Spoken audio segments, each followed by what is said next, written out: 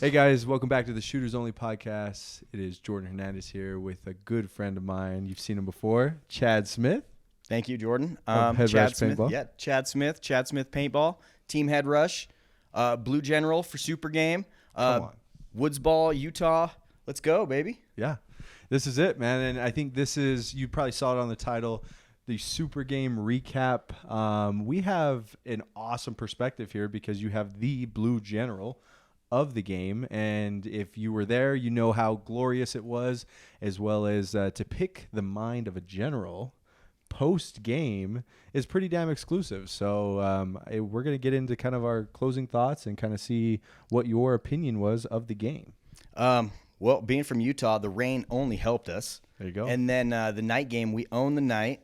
All the blue flags are still flying high. All of them are still up to this day. Up. I like it.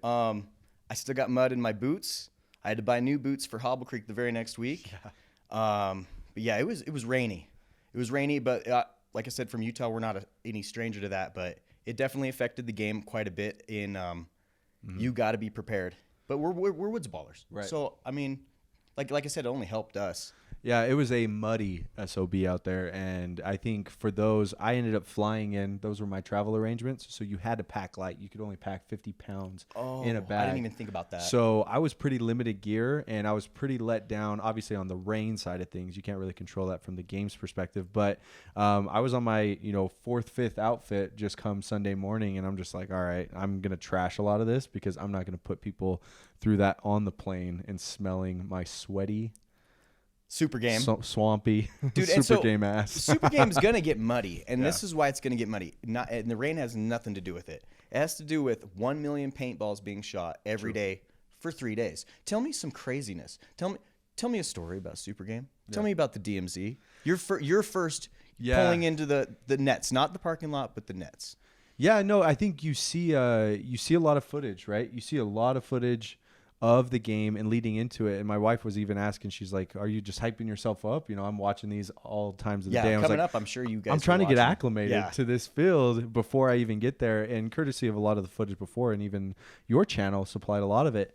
And I'm just like, oh, you look at that DMZ, you first put eyes on it, and it's like, oh, this is glorious. And obviously the construction, super smart, the way everything's laid out, and it's just ready for that tight, tons of paintball battle. And it did not disappoint. And by the end of the game, it was caked in blue, blue paint this year. It's pure white, like chalked white from the battle before. Right. And we've all seen like a sun-dried bunker with chalk white paint, and the rain's cleaned it off. Yeah. By the end of day one, so Friday, we start out with MagFed, and then we went, I think the necklace game was next, Spoils of War, which all of us played as MagFed players and pump players anyway, so we got double the points, double the beads, double the awesome. Then we went into the night game, and as we're going in Saturday morning, everything's pure blue. Even though it's been raining, it's already pure blue because there's been 1 million paintballs shot in the first day already. Yeah. And the night game was treacherous and crazy. The DMZ was crazy, but like you were saying, you can try to acclimate yourself for the field, prep for the game. Right. But once you walk through the nets, you realize how small you are on SUPERGAME's land itself, or Sniper's Den. Yeah. The field owner did a great job. They changed a bunch of stuff that you guys first time wouldn't notice, but they took out a row of houses and moved them to other places. They moved the connexes around in new spots, which is I'm always in favor for new field, new experience. Right. Try it out. Why not? New angles, new shoot. Yeah. New everything. Right. And I think it's funny when you see that field, you first walk onto it and, still chalk white and not any paintballs being thrown yet. You look at everything and it's just like, hey, this is going to be badass. This is going to be cool. And I think the MagFed game was the perfect segue to get acclimated, get your feels on it, because you have that smaller player base. It's looser. And you can move and you get a little crazy. And then boom, you throw 2,000 bodies on it. And now all of a sudden it's like, oh, we can't get past here. An hour and a half later, all of a sudden there's 500 people in the DMZ instead of 50 on 50. Yeah. Because, in the MagFed game, it was probably 100 versus 100. And, you have, a big force in the center in the city itself, but then you go out to the jungle, which Right. is a whole other part of the field. I mean, you can get lost, and with the rain and the mud I mean, it didn't rain like the third day, but if you touched a leaf, it would dump on you anyways. Yeah. Like there's still water out there, and it's a jungle. Yeah. If we were to rate out of 10 your opinion of the field, a pretty well-versed paintball player, tell me what you think of that field. So it's a destination field. There is a place for every type of paintball you want to do. Nice. You want to just go dump 10 pods and play CQB, you can do it. If you want to snipe all day, you can snipe all day. If you want to go out with the squad on a huge adventure, you can go do it. Right. It is amazing. And since they're always working, like I'm going to give it like, other than we have to drive 14 hours, I'm giving it a 9 out of 10. I like it. You know what I mean? Like the travel for us going from Utah to there, the staff, like they have it down. They know what they're doing. Like there's lines, like they know exactly how to handle that many people. Yeah. The event coordination alone, 10 out of 10, absolutely. The hospitality, the ability to get through that line, the organization. I think we see what we've accomplished here in Utah, which is a very fraction of how many people were actually there. In that scale of things, it's like, man, this is pretty impressive that this kind of goes off without a hitch. And really no one's standing around waiting around. The game is going. We're waiting on you to get in, which was kind of a different player's perspective of like, wow, like, I've never played a game all day where you come off for lunch and then you go check in with the general like, hey, where we at? What did we lose? Or where we at? Where do we go? So it was really cool to kind of be a part of such a big game experience. It was my first official big game. So, hey, shout out. We were able to get that done. John went with you? Yeah, John. Shout out to John. He's my travel buddy. We were able to get some cool footage, some cool memories out of everything. So it was one for the books. Absolutely. Well, SUPERGAME, that's their entire, their new motto is making memories. Yeah, and where memories are made. Yeah, memories are made. And exactly. And everybody's going to remember the rain game. Yeah. And everybody's going to remember the blue team came out and destroyed. Yeah. I like it. So let's recap SUPERGAME from the general's perspective. Did you accomplish what you were out to do? So if I had 5 goals, I got 4 of them done. Nice. I'm gonna say like we got asked short term to be generals, but that shouldn't ever halter what we already do as Head Rush and Hobble Creek itself. Right. We got there, we set up camp, we made it through the rain in the Vietnam-style war. Yeah, absolutely. We took all of the bases that we wanted to take, coordinated and on time. My only fault was, I guess, my own pit crew. My own team was having like some issues on and off the field. Yeah. But other than that, like things went pretty smooth. The very end of the day, we ended up losing the overall score. Yeah. And I guess that's due to Sunday morning domination. We needed more bodies on the field. Okay. And the SUPERGAME setup that it comes down to, like, it's always going to be close. Like, I've never been one where it's just been like a complete wash. It always comes down to like under 50 points. Yeah. Like one base or nothing. Like we held the whole DMZ the whole final day, but we lost it like Sunday domination for like the last minute.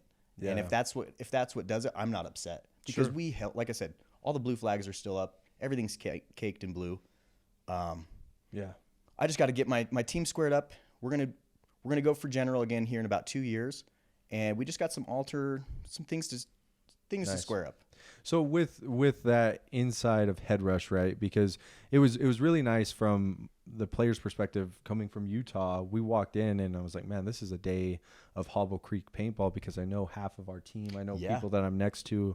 I'm calling out by name, not by jersey, not by number or anything. So it was really like we felt at home in Oregon, and that's courtesy of the big push from Utah. And then obviously worthy of their support, right? Chad, a staple in the community here. So to get up there and sling some paint with blue was awesome. But you're saying there was kind of some behind the scenes functions on the pit stops within Head Rush. Do you want to get into that, or is that? Yeah, Jordan, I will. With you, let's do it. I will. Our team is a family. Yeah. And we fight like a family, and it gets pretty serious. And I don't know if it's everybody needs a moment of silence, or everybody needs a hug, or everybody needs some communication. Sure. But it's a real thing that needs to be worked on. And all my players know they're 100% rock stars. Yeah. They do know this. We're all good gunfighters. We're all good players. But what we're going to work on is going to be good teammates, because like I said, we're right there. I mean, we're pro level gunfighters. Absolutely. Like I make my shot, like we can dominate, but we've got to work together. Yeah. And that's not, I don't think that has anything to do with the Super Game score. Needless to say, maybe the Sunday morning domination. Yeah. But like that's something that we're going to work on together. You guys are going to see a stronger, more unified head rush coming up. I got Tristan Richmond. He's going to be number 2, backing me up this whole next season, no matter what. So that's good, man. Well, I think you look at teams and kind of their dynamics and see you could really judge a team about how close they are if they fight or if they don't fight. And this kind of goes back to organized sports, and for me, it's football. But it's just like I wished our football team fought in high school more because we would have cared more. We didn't care enough, and we didn't fight enough, honestly. So I think it comes from a good place, you're right? Hitting the nail. That emotion with you know the sledgehammer, brother. My guys care and love the game so much, and they love me. They love the game. Like it's not just like we wear head rush on the front, not our own names. Yeah, and 100%, I think that it's all coming from their heart and drive. We're just going to work on some communication, but I promise you guys are going to see a stronger head rush, which is going to be scary for all the local teams.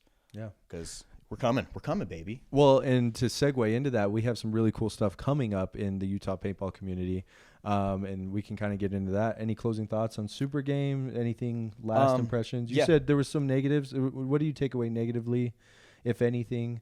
Not to take anything away from Super Game and the experience and what it was. I mean, I personally, I was taken aback because for the first time ever of me playing paintball outside of Utah, it's kind of like, oh, people aren't calling their hits because it's too big of a game, and you could just roll around in the grass and now you're okay again. Did you come across some of that? I came across a lot of that to where I think I have a pretty light trigger finger. I'll tag someone once, maybe twice most of the time, especially if you're shooting FSR. That's kind of the ideal way to eliminate someone. But there was a couple scenarios where like, oh, we know we tagged that guy. We saw a break. We saw this, right? And you get that casual, hey, yell at them, do all this. But now it kind of changed gears to like, man, I'm going to throw a rope when I can because we're going to guarantee that to be out. So when I play in Utah, I am going to one ball or surrender, or try to outclass. But if I'm playing in Oregon, like we bought thousands. I saw that. Thousands. It was a stockpile, and dude. thousands of dollars of first strikes. So I was 10 bursting people. I'm sorry. Yeah. But I didn't come across anybody playing dirty because I was shooting a burst of first strikes in the rain. I had waterproof ammo. I had the best gun in the world, Planet Eclipse MG100. Dang, sponsors already. Best gun in the world. Yeah. And so like like I said, my negatives were the drive, but so what? It's Super Game. I'll drive there every time. Like I told the guys, I'll pee in a bottle on the drive to get there. But big games, people not going out. That's frustrating. It's pretty consistent with. I mean, you get that many players that we had on the field. I see. I can probably see like what you mean. Like if you're hitting people, but there's. Yeah, just next time, just triple burst. Yeah, first strike them. and that I internalize that more with me than I do with the crowd because for me, we're just become accustomed to a certain way. We know everyone that plays Super at Game. Yeah, is not Hobble Creek, and exactly. it's not Red Creek. Yeah. Hey, there we go. You want to talk about that right now? Yeah, let's talk about it. We could do that, and we'll save kind of the announcements for the rest of this year towards the end of this. So. Red Creek, fortunately for us, you like that little pump fake. Red Creek has come to a close in terms of us owning the field and the property that we built Red Creek on. So we entered into last season, kind of bittersweet. If you watch the last podcast, you see me and Mike rejoicing because we're like, oh, we get to play again. We're going to shift gears. We're going to put this thing for sale. And it was an ideal time. Market is up.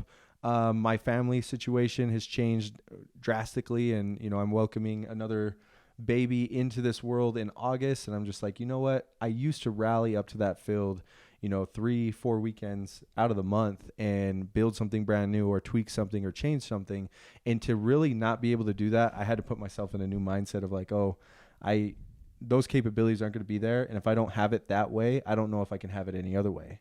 I think that's the deeper connection. You know what I mean?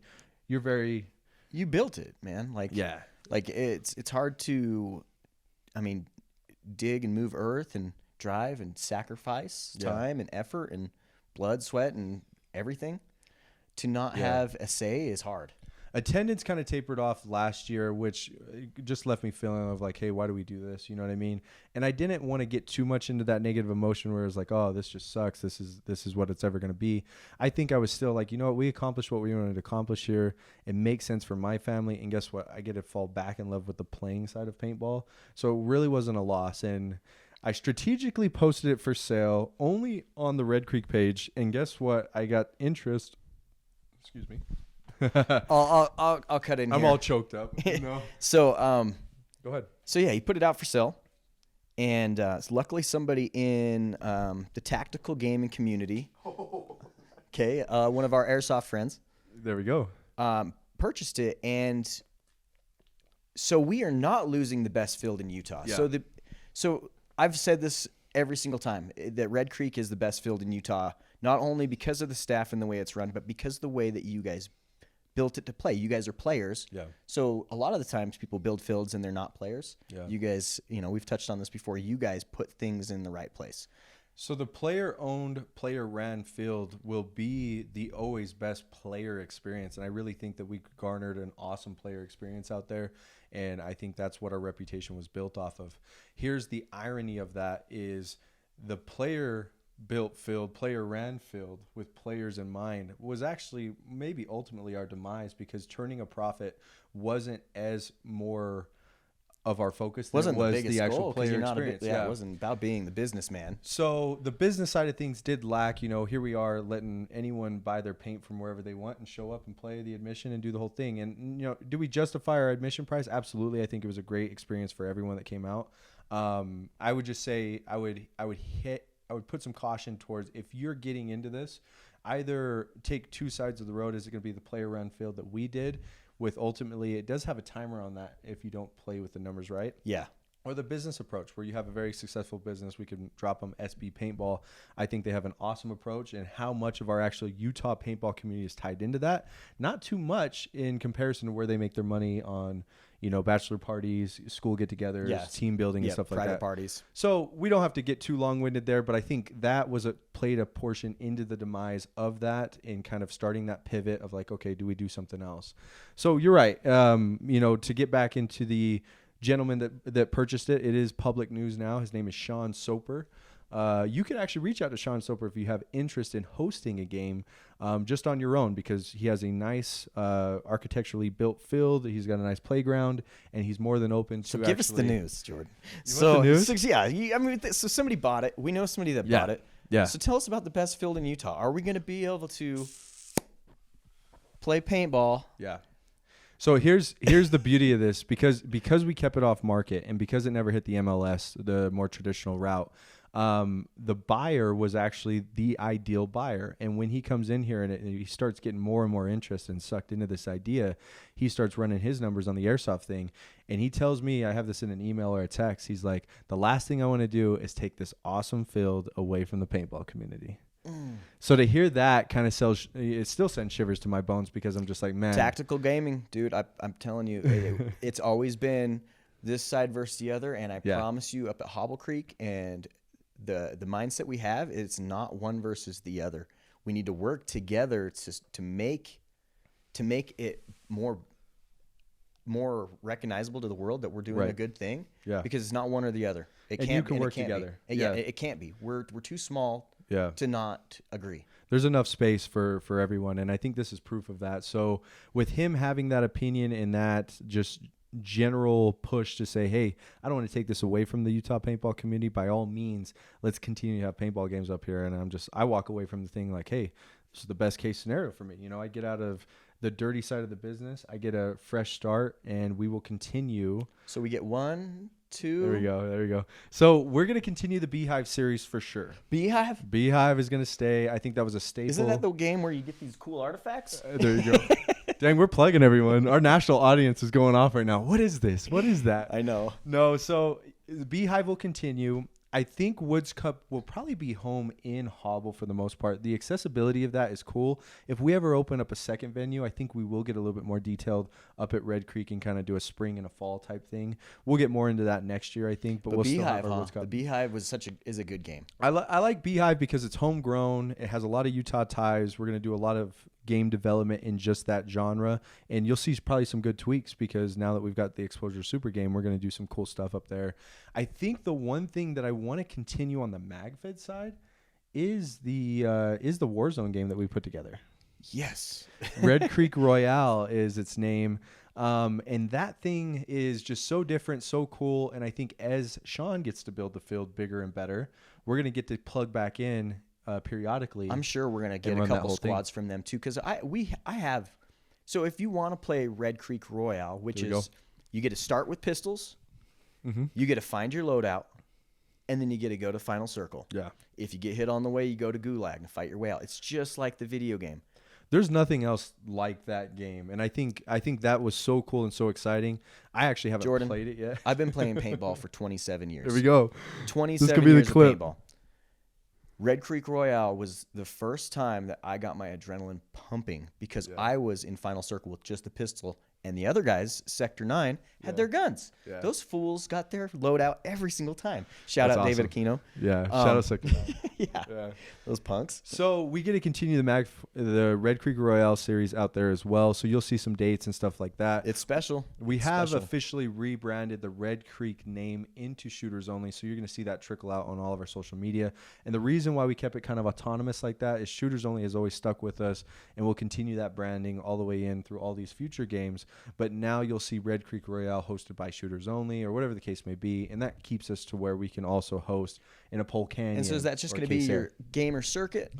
Yeah, I think so. So probably no sponsorship conflicts or anything that's crazy? No, exactly. Okay. Exactly. So we'll have that. And then, access for the player. I really want you to go out and support the pro shops that are still around. Shout out Saints Paintball, SB. Support the people that are still in it and have their money in this game because we need that to continue to flourish. You got to get your air from somewhere. Yeah. You know what I'm saying? You got to get paint. So it's got to come. We'll kind of be an outlet at times when an event calls for a paint only game, or if we have that's the next thing is when we host up at Red Creek again. Unfortunately, I think the general Don't say unfortunately because I know we're getting graffiti. So I'd rather have fresh graffiti and fresh first strikes and fresh grenades. Exactly. Yeah. So every time, we're going to keep all the theatrics the same, but at the same time, you might see a different model, mainly because we need to share in the profit of the success of Sean Soper. So we actually need Sean to be boosted, right, by our paintball games as well as his own airsoft. He's taking a risk. Huge risk. And he's going to be gracious enough to let us play on the best field in Utah. We need to support it no matter what. Continue to support him, and you'll see that. You'll see those things kind of roll out. My target right now, I don't know if we'll have a beehive this year, mainly because of what's in my schedule. I'm targeting early spring. We still will do a Woods Cup in the fall. Woods Cup, Hobble Creek in the fall. I think we can manage a Royale probably before the end because it's a little less involved, and we can kind of do scubas and stuff like that. So we'll see some games at Red Creek this year for sure. So shout out. That's great news for the community. That's the best news I've heard in a long time. I have a list of thank yous that I won't get into right now, but understand that the success of that field or what we set out to accomplish was not just me. I was very fortunate enough to be the spokesperson and the mouthpiece of that, but there was a huge yourself included. Thank you. Following that really made that successful, as well as anyone that stepped out and built the bunkers and everything. All the guys from New Mexico. Yeah. I mean, shout out. They came up for Beehive, right? They did. That's the North versus South. Yeah. That's what I'm saying. It's so cool. Vegas actually took a trip out for the Royale too. Dude, and these guys came up to Super Game in support just because of the friendships they made in playing at Red Creek itself. Yeah. So shout out G. Yeah. My guy. Yeah. Dude, he's cool. He had his comms figured out and everything. He had like a team that expanded by 10, and it was like, damn. Dude, they had the best time ever. That's what I'm saying. So when you show up at a big game and you feel this big, they did their job. Yeah. They did awesome. Cool. Any other big news coming up? Oh, we have boots and badges. Yes. We're going to give a shout out to Sterling Bronson. Shout out Sterling Bronson. He's got a ton of tenacity right now, a ton of oomph and power, and he's got some great connections. So we will see a boots and badges. Boots and badges. Last year was at the Lehigh Rodeo Grounds. I'm sure it's going to be there again, but they're going to call it the Lehigh Rodeo Grounds Invitational this year, I believe. Nice. But still run by Boots and Badges itself, and I'm sure he's going to have contact info on that. You just got to get a hold of him. Sterling Bronson. Boots and badges.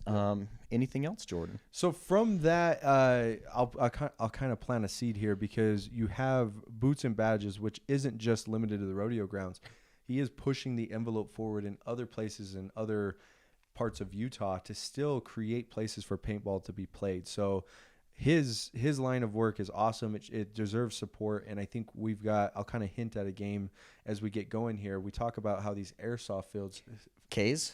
yeah, All right. how these airsoft fields Kaysville have synergies to paintball fields, but sometimes we don't ever get to break in or make those connections. So Sterling Bronson, being the type of guy he is able to make those connections and kind of get us access. So as things start to heat up here, you're going to have a very accessible field by pavement and 40 acres of woods that are going to be accessible to us. And it's already been broken in by the airsoft people. We just get a share in part of that. I won't lead into too much of target dates or anything like that, but paintball will still live on, and woods ball will live on. We're just breaking news all over here. There you go. Utah paintball right here. And I'll share some of the. I'll let Sterling kind of get into more of the details and specifics and let him campaign that more. But I've already told him, I was like, yeah, in any way we can support that and create those connections, it's good. And K-Sara isn't the only place that you could do that at. There's really a Milsim City out south. There's even more up north, and it's like that should be the opportunity of growth. St. George Paintball. Oh yeah, Nick from St. George Paintball. Yeah, let's talk about Nick. He was up there at SUPERGAME too. Did you see him? Yep. So he's had a long road coming to get into. He expressed to me a long time ago. He's like, yeah, I'd love to do a field out here. He has Lance. Yeah, I heard him talking about it, and the next thing I saw, he has a 10-man field. Pushing that St. George field for a minute. You said immediately you just snapped a finger and you saw what, a 10-man? Yeah. So like I'm on Instagram with him, and and I run into him at the big games and up here Hobble Creek and Red Creek, and we always run into him. He said he's interested. And then the next thing on Instagram, he's running games, like he's running church ball or whatever. He's doing a good job down there. So if you are in the Hurricane St. George area, you guys have to hit him up. There's the little pockets of paintball. You guys have got to just hit it up. If you want to play paintball, it's still running. I hear people say that it used to be the best was back in the day. It's not. The best is now. Sure. There's groups everywhere. Little private groups, but like hit him up, support him. He's doing a good thing down there. Like I said, it was instant. Yeah. Instant. I don't know where it came from. No, yeah, it really popped up and flourished real quick there. I think what we want to do from the northerner side, and I know Nick has positioned himself strategically to say, hey, let's put some dates on the calendar 3-4 times a year. If we can get down there as teams, he wants to put on these mech events to really be that flagship Utah mech staple. Events, the ETHA 3. There you go, ETHA 3M. So I think I think we need to gear. We as northern woods ballers need to gear our mind to say, hey, 4 hours down, not that big a deal. Not that big of a deal. We do more than that to get to Moapa, and most people even drive back same night on Moapa. So ultimately, get ready for that, because as soon as that starts to hit and those dates are firm, we need to support that and get down there. And I think it's going to be great. I think we'll be able to easily cap that event with all the support he has locally there. Yeah. It'll be a capped event, and it'll be like, oh, register me for all 4 this year. I guarantee these are going to be those talked about, do not miss, next coming up games. Because somebody that puts their heart into it and puts their heart into a field, guess what? They're going to have the best game. Yeah. They're going to have the best experience given. And I don't want to miss Three Peaks Paintball. I've yet to get down there. It is on the schedule to try to get down there and go play that field. So Ken Warren and some of the efforts out there in Cedar City, we could check those fields out too. So dude, if Kenny's we want to a make baller. a weekend out of it, Kenny's a baller, dude. Yeah. He's old school. He's a baller. That's He awesome, knows what he's doing. So shout out to those pockets of paintball down in St. George, making a ton of headway. Probably the newest field and most exciting field to really get hyped on. So yeah, Utah standards. We didn't know the news about Red Creek, so yeah, that was it. You know, we've got Hobble Creek, we got Saints, we've got the Bro Army field up north, SB. I think most of the Salt Lake speedball fields are gone, and then I never go past Spanish Fork, so I don't know. Yeah, absolutely. Pole Canyon could still be developed if we need space, but the thing is we're so close to Hobble and it's already established. It's similar unless we need to open up boundaries. I was thinking before Red Creek was open, Pole Canyon could do a Royale. Yeah, because it's that type of game, it's that type of experience. Yeah. I got a question for you, Jordan. Let's go. What's going on with the Rangers, bro? I mean, we're gonna ask about Head Rush. I'm gonna ask you about the Rangers. Okay, so Dude, you got a crew of guys that are great. Yeah. You just got to get them all at the same game at the same time. Getting them there is maybe the biggest challenge logistically. We got some shooters. We got some really raw talent that just needs to be defined by some consistent play. Dude, Wyatt's a killer, Dude, man. Wyatt. And he's been to 2 Super Games. I've told Wyatt, I was like, if I'm holding you back, let me know, man. If you ever want something more than this, I don't want to hold you back. But I think this is the dilemma, and anyone who's ever ran a field or a paintball business and then also a team. Yeah, and that's also that's a whole family itself. We needed more of a team captain to really push it forward, and I'm not going to ultimately say that was me. It was just more of like, hey, we needed someone in that role to continue to push the boundaries there, because I was busy pushing boundaries on the having business kids. side. Yeah, well, making babies too.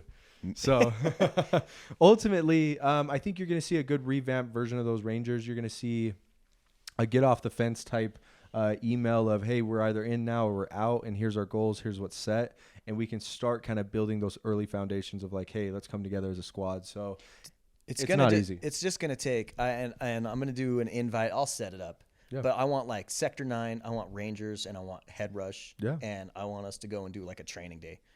I guarantee by the end of this training day, everybody's gonna be at a pro level of mindset at least. Gun skills are all gonna be up, but the mindset's gonna be figured out. But dude, you guys came out hard at the rodeo grounds and played hard. Yeah, we did pretty good. Yeah, we did decent for really not having much experience together as a gel. We've kind of been in pockets, a northern and a southern side.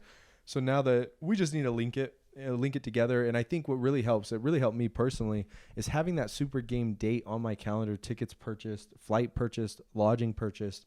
It was like, oh, I need to get serious about my health. I need to get serious about my game. I need to get serious about this. And it's exciting to have those staples. I think as soon as we as a team get to say, hey, we are going to cross the street, go to Colorado for the 3-man. Yep. Then we are going to go down to St. George for the 3-man, 5-man, whatever we do down there, 10-man.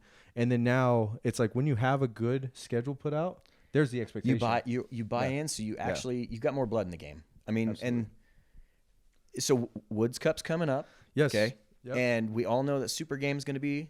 So start putting a couple dollars in a pod. By the end of the year, I've got like $2,000 just in a pod saved up, just of just junk money Nice, yeah. for extra paint or whatever. Yeah. But these things are coming up. So just like paintball, it's going to be there every week at Hobble Creek, but make it. You try to be better, strive to be better. But like you're saying, you guys bought in at Super Game, so you had to go to the big shows. Yeah. It was really good. And I think anyone trying to start a team or develop their team furthermore, I think that's a good thing to keep back in your mind is like, hey, you want to be organized. And then how does that look? It's like if we have games on the schedule, you are inevitably need to go prepare yourself. Yeah. You're going to drag yourself out to that field regardless of what's going on. I'd say anybody that's on a team, like let this be a gut check for any team, any roster, any player. If you're in Utah, I challenge you to take another step forward. I mean, put the soda down, try, run in the week, practice, switch hands more, practice loading, watch paintball. If you watch paintball, you learn so much. True. But just make it more part of your life, and I guarantee this next season, it's going to be brutal for everybody. Yeah. If all the guns are a little bit stronger, Woods Cup is going to be... Woods Cup is going to be exciting, and I think a more specific approach. I think Woods Cup will continue to get better and bigger, and I think we kind of missed out on a lot of those other teams last time. I think we'll have a good mix of teams this time, and I think it's just going to be awesome to have it home in Hobble Creek, I think. So it played out really well, and you guys have done a great job of maintaining and continuing the growth of that field by changing some things up. I can always appreciate Hobble Creek changes quite a bit. The trees get blown over, and so they just turn into more bunkers. But for Woods Cup itself, we decided to the centerpiece a lot. We didn't really make it symmetrical, but we made it more oriented to 5-on-5 squads. Yeah. I'd like to do 7-on-7 for next. I think Woods we can Cup. get there. I think we can get there. Yeah. It'd be sweet. It's either 5-on-5 in the pit, having the ridge be the viewing area again, or we open ridge up and do 7-on-7. Yeah. I think we could. We'll make some arrangements. Okay. We'll hint at that as we get closer. Yeah, because that would be tight, and that would open up more teams for instead of splitting. Unless you want 2 teams, then we'll just go 5-on-5 and make everybody get subs. Big shout out right now to Little Chase. Okay, Nice. Little Chase. He put together a regular just whatever team last year, right? He was on the random team.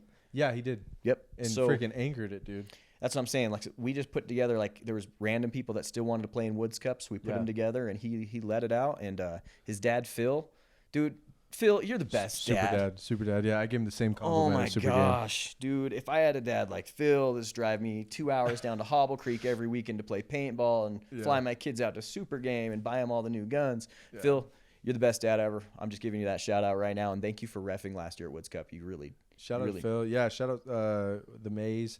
They came out and they helped a little bit too. We had some random people show up and help ref, which was great.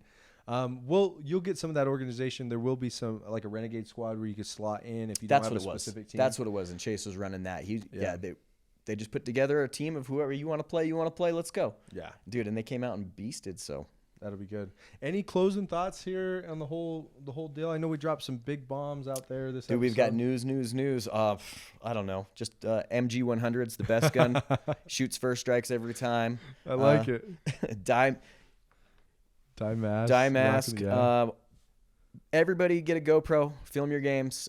Sterling put something out. He said the milestone is you're looking at 500 subs on YouTube, and you're going to give some away, bro. Yeah. So we'll clip this and make this into a. So we're right there. I'm doing a huge giveaway at 500 subs. Like I said, it's a little milestone. So once we get there, I'm going to give a big giveaway up at Hobble Creek.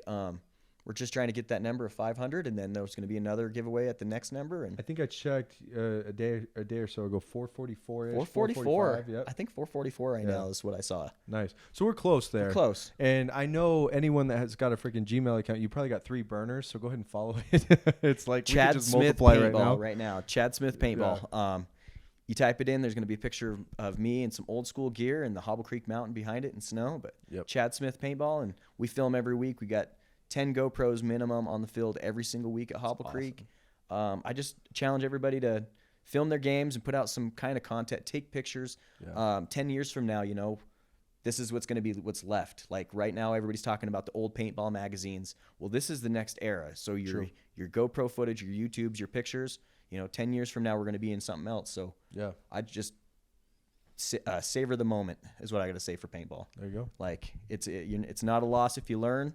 And, there's always another season. Paintball's not going away. People might step out and go, but paintball's not going away. Paintball will continue, man. Yep. Yeah. Thanks for all that you do out at Hobble. And, of course, it was awesome getting to join you on the forces of the Super Game Battlefield Snipers Den. Dude, Super Game. It was awesome. I don't think that's a game I can miss either, especially if you guys are going to be there. Yeah. And like I said, I'm going to general again in about 2 years. Yeah. We're going to make another run at it. And a lot is going to change from here till then.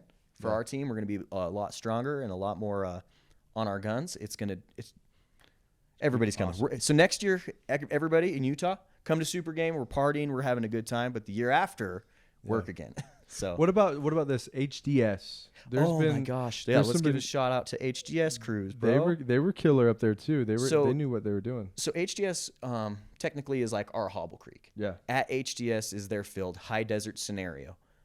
They have like a western town out in the middle of Bend, and then there's World War I trenches all the way around this like mock city, church, saloon. Yeah, they have an awesome field. And the guys that run the media out there, Nerd Paintball and Hellfish, they have drones, very, very high definition cameras, and the work they do is amazing. Yeah. The other team that's there is the operators, and those guys are like first class in Oregon mag-fed paintball. Those guys right there know how it's done. They know how to switch hands. Yeah. They don't wear remotes. They actually know how to ball.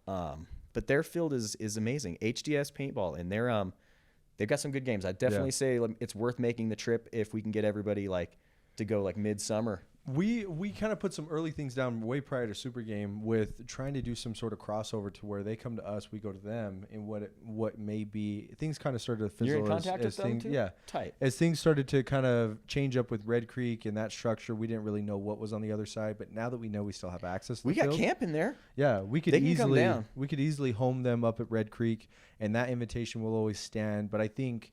We just all rallied as Utah to get up to Oregon. Maybe we can convince them to come down maybe in the fall or something and do some big old mag-fed weekend and do some themed stuff. Have them out, and then we go up there and pay them. Dude, honestly, if they got campers and stuff, I got tons of room out in the house. I got a whole backyard. I mean, just come play Hobble Creek.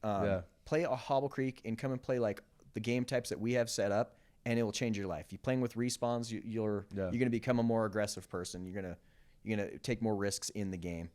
come play Hobble Creek. And then if we can, let's set up a big, like a double day at camping day at Red Creek. Yeah, that's easily easy. We could do that. So we'll get there. I think that's. I don't know if we have beer in Utah. Is there beer? I don't Might need know. to bring So your own. yeah, you guys might have to bring your own if you're from Oregon and you guys do that. Yeah. As Utah boys, we got some soda pop. There you go. Yeah, some so delicious. So, Yeah. well, cool. Thank you guys for joining. If you've listened this long, that's awesome. I'm gonna make a good effort to put a bunch of video clips in here because I have some really cool Super Game stuff from you. Super Game. We'll get some clips over there. So if you're visually watching, that's awesome. I don't know if this podcast will ever make Spotify. If we get that consistency back, maybe we will get into a more audio You know what? form. Yeah, Jordan. Let's just make a note. Like in 50 days, let's do another one of these. I'm sure people are going to want to keep listening. I know we're getting a little bit of traction, and it's podcast and it's paintball. People are going to be interested. Absolutely. I'll keep coming here and being your wingman if you want. We'll keep chatting. Yeah, I'd love to have you. I'd love to have you. All right. Well, thanks for watching, guys. Thank you. Take care. Shooters only.